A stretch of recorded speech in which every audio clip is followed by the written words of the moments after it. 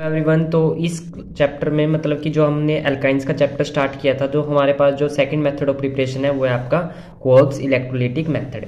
इसके अंदर क्या होता है, आप कोई भी पोटाशियम का साल्ट लेते हो, ये जो हमने लिया है, तो पहले आप इसकी इलेक्ट्रोलिसिस करोगे। इलेक्ट्रोलिसिस मतलब आप इसके अंदर जो है करंट पास करोगे। आप मतलब इसके अंदर एक एनोड की रोड डिप, मान लो ये आपके पास सॉल्यूशन है इसके अंदर इसका पोटासियम साल्ट का, और इसके अंदर आपने दो रोड डिप की हुई है, एक रोड एनोड की, एक रोड जो है कैथोड की।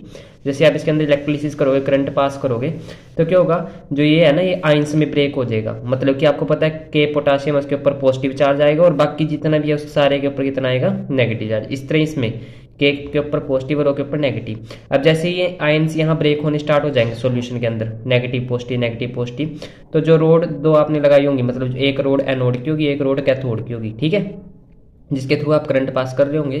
तो एनोड के पास इसका कौन सा हिस्सा जाएगा और कैथोड के पास कौन सा हिस्सा जाएगा। अब देखिए, पहले तो यहाँ देखिए आप कि दो हिस्सों में ब्रेक हो गया, एक तो पूरा नेगेटिव पार्ट का, एक पॉजिटिव पार्ट का। मतलब कि देखो के और के टू थे ना, तो 2k पॉजिटिव और ये ऐसे नेगेटिव। तो आपको पता है एनोड के पास जाता है नेगेटिव पार्ट और कैथोड के पास जाता है पॉजिटिव पार्ट। तो एनोड के ऊपर कैसी रिएक्शन होगी, ये देखिए, हम लिख लेते हैं भी एनोड का ये पार्ट यहाँ पे जाए, मतलब एनोड पे ये वाला पार्ट जाएगा रिएक्शन का, ठीक है। तो क्या होगा, इसमें से ना 2 इलेक्ट्रॉन चले जाएंगे, मतलब कि ये वाले ऑक्सीजन, मतलब क्या होगा, यहाँ से बॉन्ड ब्रेक होगा, ये वाला, ये दो है ना इसके अंदर इलेक्ट्रॉन, एक कार्बन का इलेक्ट्रॉन और एक मतलब इस कार्बन का इलेक्ट्रॉन। तो क्या होगा, ये जो इलेक्ट्रॉन है ना, ये ले लेगा और ये इलेक्ट्रॉन यहाँ चला जाएगा, ठीक है। मतलब ये ले लेगा, इस नेगेटिव का मतलब क्या, इसको एक की जरूरत थी और ये इलेक्ट्रॉन यहाँ चला गया, तो ये CO2 ऐसे इस बॉन्ड को होगा कि ये जो इलेक्ट्रॉन है ना, मतलब नेगेटिव पार्ट, ये जो यहाँ का इलेक्ट्रॉन है वो ये अपनी तरफ खींच लेगा और ये भी CO2। समझ में आ गई बात, मतलब ये अलग हो जाएंगे, ये बॉन्ड ब्रेक हो जाएगा बीच का, क्योंकि ये अपने अपने इलेक्ट्रॉन ले लेंगे। और ये जो दो इलेक्ट्रॉन ऐसे फ्री टू मूव पड़े थे, फ्री रेडिकल की फॉर्म मतलब में पड़े होंगे, अनस्टेबल, मतलब बीच में एक इंटरमीडिएट बनेगा। उसके बाद जो इलेक्ट्रॉन होंगे ना, यहाँ जाके ये भी क्या बना लेंगे, बॉन्ड बना लेंगे। तो यहाँ क्या क्या बॉन्ड आ जाएगा, ट्रिपल बॉन्ड। तो पहले थे और दो इलेक्ट्रॉन बना लेंगे ऐसे, ठीक है। प्लस अब CO2 2 थे, तो आप ऐसे लिख लो इसको, 2CO2 बन गया आपके पास। तो ये तो होगी आपके पास एनोड के ऊपर रिएक्शन। अब हम पढ़ेंगे कैसे रिएक्शन कैथोड के ऊपर होगी। अच्छा, अब ये रिएक्शन एनोड पे हुई तो एनोड पे क्या होता है, लॉस ऑफ इलेक्ट्रॉन, ठीक है, क्योंकि आपको दिख रहा है यहाँ से 2 इलेक्ट्रॉन्स का लॉस हो गया, तो यहाँ हम लिख देंगे माइनस के 2 इलेक्ट्रॉन, ठीक है। अब ये जो पार्ट था रिएक्शन का वो तो एनोड पे चला गया। अब ये किसके ऊपर जाएगा, कैथोड के ऊपर। हम लिखेंगे एट कैथोड। कैथोड पे क्या होता है, गेन ऑफ इलेक्ट्रॉन, मतलब यहाँ इलेक्ट्रॉन का गेन होगा, ठीक है। जैसे कि 2k पॉजिटिव प्लस 2 इलेक्ट्रॉन। इसका मतलब क्या था, इसको जो है, इसके पास एक इलेक्ट्रॉन, 2 इलेक्ट्रॉन फालतू पड़े थे और इसने दोनों के दोनों दे दिए, तो क्या बना देगा ये 2k, ठीक है। मतलब ये 2k और इसको बैलेंस करने के लिए मैंने 2 इलेक्ट्रॉन और ऐड कर दिए, तो इसने 2 इलेक्ट्रॉन लिए ना, तो क्या हो गया, गेन ऑफ इलेक्ट्रॉन, तो 2k। अब क्या होगा, अगर हम इसके अंदर वाटर ऐड करें, वाटर में क्या होता है H और OH, ठीक है। तो क्या होगा, जो k है ना वो इसके OH के साथ रिएक्ट कर जाएगा, क्या बना देगा, 2KOH। मतलब आपको ये भी 2 मॉलिक्यूल्स लेने पड़ेंगे, क्योंकि 2k 2OH के साथ रिएक्ट करेंगे और 2H रह जाएंगे, जो कि हाइड्रोजन गैस की फॉर्म में रिलीज हो जाएंगे। और यहाँ पर आपकी जो है कोल्ब्स इलेक्ट्रोलिसिस खत्म होती है। कोल्ब्स इलेक्ट्रोलिसिस में क्या था, बस आपको बताना था कि जो आपने पोटाशियम का साल्ट लिया है, जब इसकी इलेक्ट्रोलिसिस करेंगे तो आपके पास एक तो नेगेटिव पार्ट बनेगा और एक पॉजिटिव पार्ट बनेगा, एक अनायन बनेगा, एक कटायन बनेगा। तो अब एनोड के ऊपर तो नेगेटिव पार्ट जाएगा और कैथोड के ऊपर पॉजिटिव पार्ट जाएगा।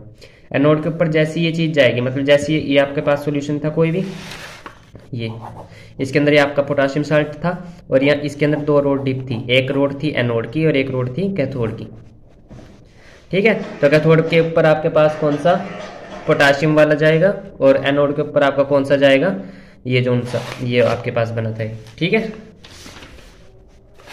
समझ में आ गई बात। तो जैसे ही आप इसकी इलेक्ट्रोलिसिस करोगे, करंट पास करोगे, तो एनोड के ऊपर तो ये वाला पार्ट चला जाएगा, इसकी इलेक्ट्रोलिसिस हो जाएगी, मतलब अपने 2 इलेक्ट्रॉन वो कर देगा, लॉस कर देगा। अब देखो, इसने 2 इलेक्ट्रॉन लॉस करे और वही वाले इलेक्ट्रॉन इसने गेन कर लिए, मतलब इसने 2 इलेक्ट्रॉन गेन कर लिया। आपको दिख रहा है ना प्लस का मतलब क्या है, इसने 2 इलेक्ट्रॉन लिए और इसने अपने अंदर से 2 इलेक्ट्रॉन लॉस करे, पता लग गया। यहाँ पे आपकी जो है कोल्ब इलेक्ट्रोलिसिस मेथड खत्म होता है। अब हम करते हैं जो हमारे पास सेकंड टाइप की रिएक्शन है, वो आपकी कैल्शियम कार्बाइड। अब कैल्शियम कार्बाइड से हमें क्या मिलता है, एसिटाइलिन। एसिटाइलिन कब बनता है, जब आप जो है कैल्शियम कार्बाइड को वाटर के साथ क्या करा देते हो, मतलब वाटर के साथ रिएक्ट करा देते हो कैल्शियम कार्बाइड को, ठीक है। पर कैल्शियम कार्बाइड को मतलब कि जब कैल्शियम कार्बाइड को वाटर के साथ रिएक्ट कराओगे तब तो एसिटाइलिन आपका बन जाएगा, ठीक है। ये आपका एसिटाइलिन है। पर उससे पहले आपको ये भी तो बनाना पड़ेगा ना कैल्शियम कार्बाइड। तो कैल्शियम कार्बाइड कैसे बनता है? Calcium carbide is obtained by heating a mixture of Coke and limestone in an electric furnace. मतलब आपको पहले हीट करना पड़ेगा कैल्शियम कार्बाइड को, CaCO3 को हीट करना पड़ेगा। जैसे ही आप इसको हीट करोगे तो दो पार्ट्स में ब्रेक हो जाएगा, मतलब CaO, मतलब ऑक्सीजन का एक ऑक्सीजन इसके साथ, मतलब O3 का एक ऑक्सीजन C के साथ लग जाएगा Ca के साथ, तो CaO बन जाएगा, मतलब कैल्शियम ऑक्साइड, और बाकी CO2 की फॉर्म में गैस रिलीज हो जाएगी, ठीक है।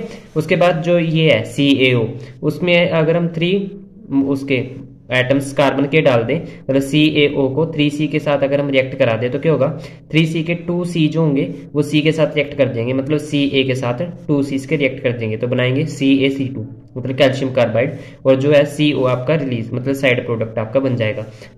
अब जैसे CaC2 आपका बन गया तो उसमें जैसे ही आप 2 मॉलिक्यूल्स वाटर के डालेंगे, मतलब कि H और OH से बनता है ना वाटर, तो क्या होगा, जो ये है, जो 2 हाइड्रोजन है ये इन कार्बन्स के पास चले जाएंगे, ठीक है, ऐसे C2H2, और क्या होगा, बाकी जो भी बचा आपके पास 2 मॉलिक्यूल्स OH के बच के वो Ca के साथ चले जाएंगे।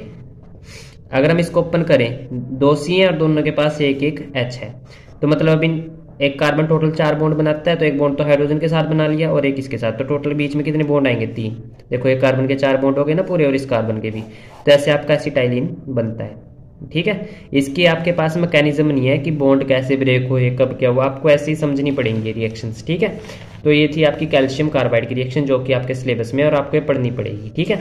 करना कुछ नहीं है, आपको एसिटाइलिन बनाना था। इससे एसिटाइलिन बनाने के लिए आपको किसकी जरूरत थी, कैल्शियम कार्बाइड की। कैल्शियम कार्बाइड बनाना बस आपको, कैल्शियम कार्बाइड भी आसान है बनाना, आपको बस CaCO3 मतलब कैल्शियम कार्बाइड लेना है, ठीक है, सॉरी ये CO3 लेना है, और इसके अंदर इसको आपको हीट करना है, तो 2 टुकड़ों में ब्रेक हो जाएगा, किस किस में, O3 का एक O C के साथ चला जाएगा, CaO, और CO2 मतलब हैज अ गैस निकल जाएगी, ठीक है। उसके बाद क्या होगा, जो ये है CaO, इसको आप क्या करो, दोबारा से 2000 या 3000 डिग्री पर रखो, ठीक है, हीट करो इसको, तो क्या होगा CaO आगे, मतलब कि इसको 3C के साथ भी रिएक्ट करो तो इसके 2 C के साथ लग जाएंगे, तो क्या बना देगा CaC2, मतलब कैल्शियम कार्बाइड, ठीक है। जैसे ये कैल्शियम कार्बाइड बना, मतलब हाँ साइड प्रोडक्ट बनेगा, क्योंकि 3C का 2C तो यहाँ आया, मतलब एक C तो रह गया, वो C इस ऑक्सीजन के साथ रिएक्ट करके CO बना लेगा। अब इसके अंदर अगर हम आगे वाटर डालें, ठीक है, इसके अंदर अगर हम वाटर डालेंगे आगे तो क्या होगा आगे, मतलब वही आपका एसिटाइलिन बन जाएगा, ठीक है, C2H2। ये रिएक्शन थी आपकी कैल्शियम कार्बाइड। जो आगे आपकी रिएक्शन है इलेक्ट्रोफिलिक एडिशन रिएक्शन, हाँ बाकी आपके पास सारी इकट्ठा इलेक्ट्रोफिलिक एडिशन रिएक्शन है, वो हम नेक्स्ट वीडियो में कवर करेंगे। थोड़ा लेंथी टॉपिक है और इम्पोर्टेंट भी है, ठीक है। Okay bye.